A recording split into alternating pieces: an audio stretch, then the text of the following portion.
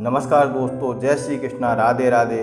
दोस्तों, ईश्वर का वास हम सभी के हृदय में होता है। ईश्वर सृष्टि के कण कण में वास करते हैं, लेकिन जब हम भगवान को उनके मंगल स्वरूप में बनी हुई मूर्ति में देखकर उनकी पूजा करते हैं तो हमारी पूजा का हमें कई गुना अधिक फल प्राप्त होता है। भगवान मूर्ति रूप में स्थापित करके उनकी पूजा करने के पीछे आध्यात्मिक ही नहीं बल्कि इसके पीछे वैज्ञानिक रहस्य भी छुपा हुआ है। जब हम अपने आराध्य को मूर्ति के रूप में देखते हैं तो हमारा मन और मस्तिष्क संपूर्ण रूप से भगवान के लिए समर्पित हो जाता है। जब भी उस मूर्ति को चोट लगती है अथवा वह हमारे हाथ से गिर जाती है तो हमें बहुत दुख और पीड़ा होती है, जो कि हमारी श्रद्धा और विश्वास मूर्ति में बसे भगवान से जुड़ा होता है। प्राचीन काल से ही हिंदू धर्म में भगवान मूर्तियों को बहुत ही अधिक महत्व दिया गया है। घर में मूर्तियों को रखना और उनकी विधि विधान से पूजा करना मनुष्य के मन और तन दोनों को शुद्ध करता है। शास्त्रों के अनुसार भगवान की मूर्तियों की नित्य पूजा आराधना करने से भगवान के प्रति विश्वास और श्रद्धा में वृद्धि होती है।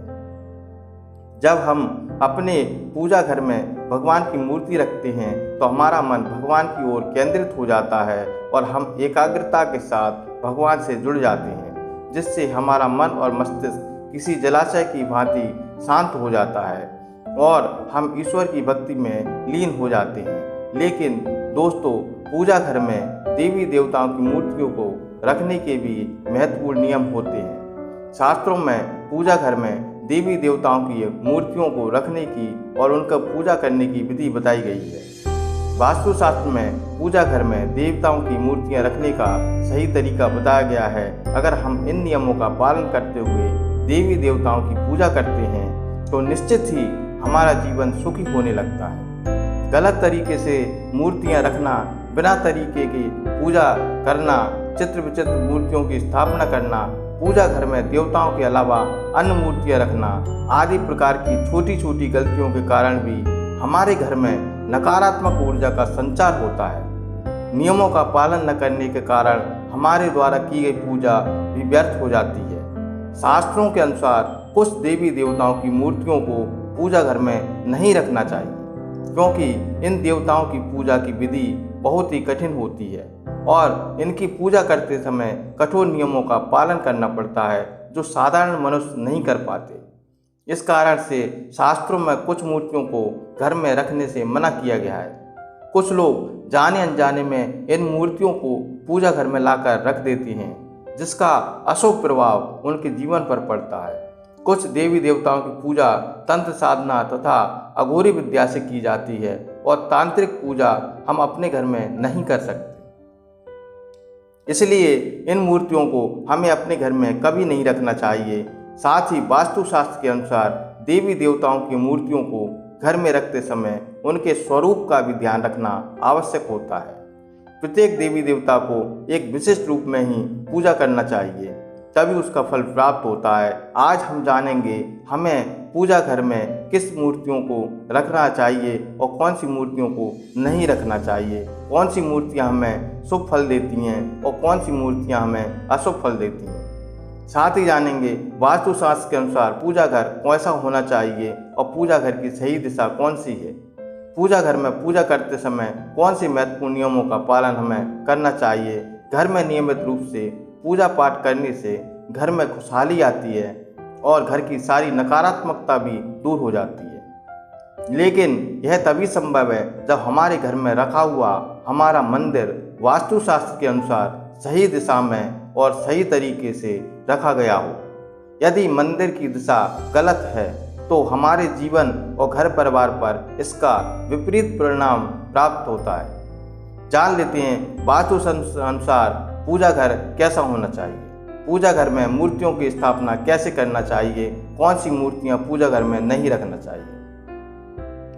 वास्तुशास्त्र के अनुसार पूजा घर का एक निश्चित स्थान और दिशा होती है।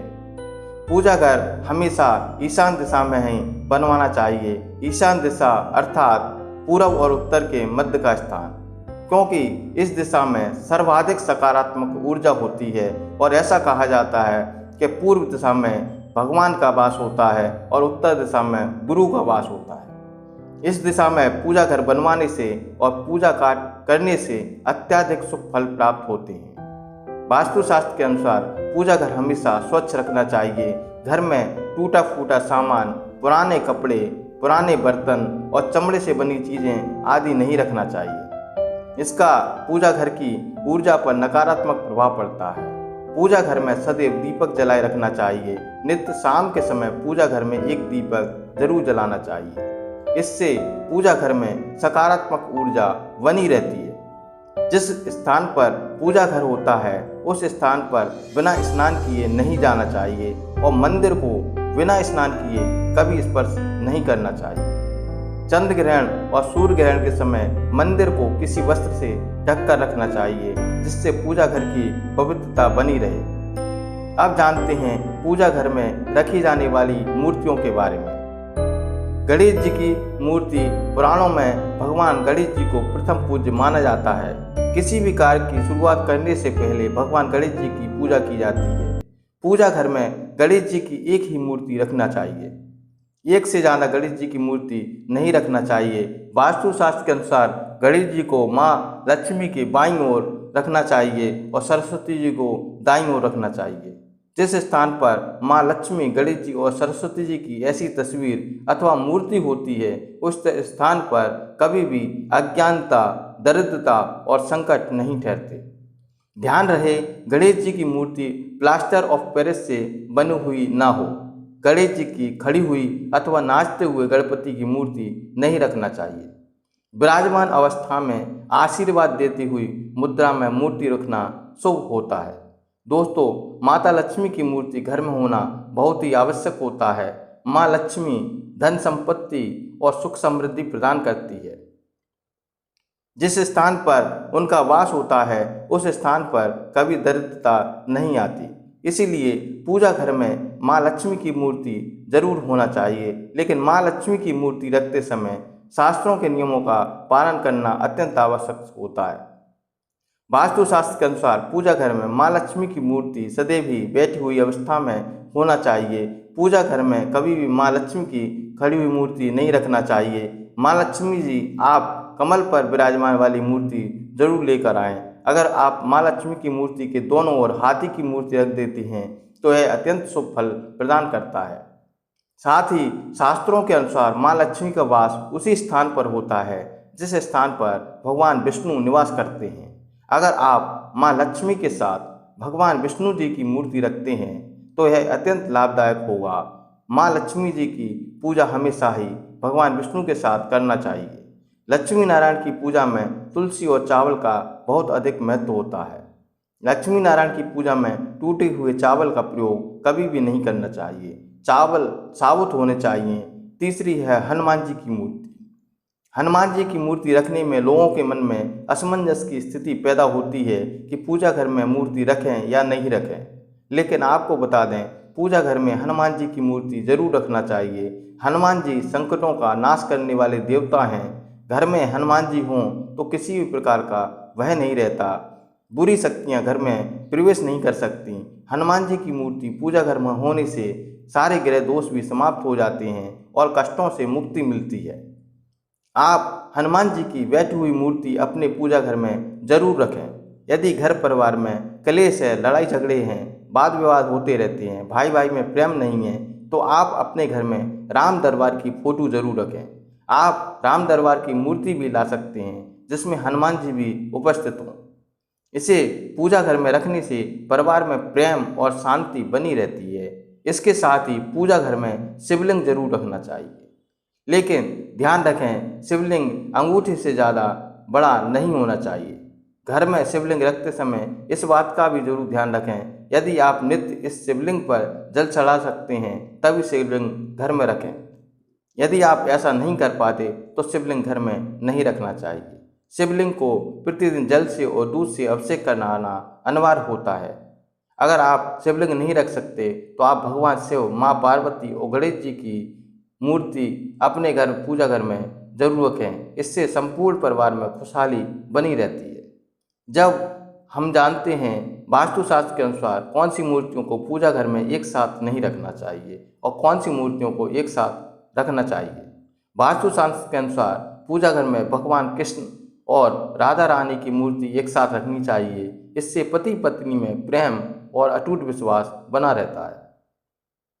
राधा जी और भगवान श्री कृष्ण की जोड़ी प्रेम की मिसाल माना जाता है। दोनों की संयुक्त मूर्ति रखने से गृह क्लेश नहीं होता और धन धान्य में भी वृद्धि होती है। वास्तुशास्त्र के अनुसार शिवलिंग और भगवान विष्णु की मूर्ति एक साथ नहीं रखना चाहिए, क्योंकि दोनों की पूजा पद्धति में विविधता है। भगवान शिव पर तुलसी पत्र नहीं चढ़ाया जाता और भगवान विष्णु तुलसी पत्र के बिना किसी प्रकार का भोग स्वीकार नहीं करते। इसीलिए श्री हरि विष्णु और शिवलिंग की मूर्ति एक साथ पूजा घर में नहीं रखना चाहिए।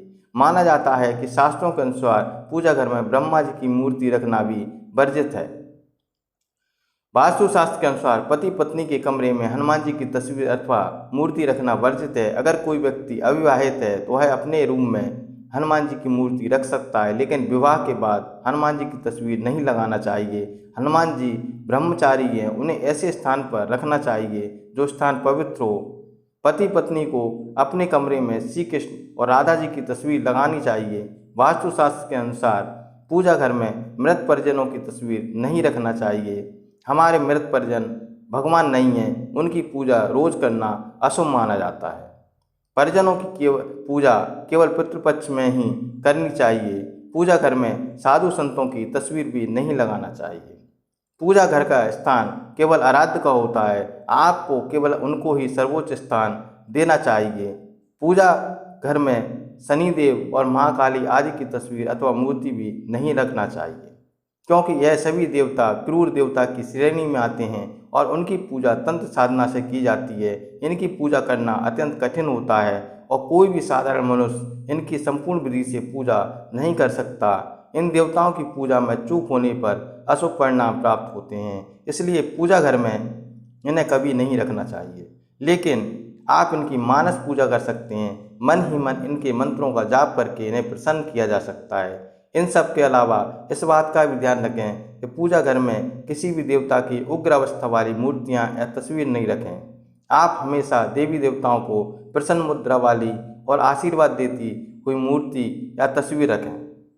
और आप इस बात का भी विशेष ध्यान रखें कि हनुमान जी की तस्वीर हमेशा उत्तर दिशा यानी कि दक्षिण दिशा की तरफ मुँह करते हुए लगाना चाहिए, क्योंकि दक्षिण में राक्षसों का वास माना जाता है। इसलिए हनुमान जी का मुंह हमेशा दक्षिण दिशा की ओर करते हुए मूर्तियां लगाना चाहिए।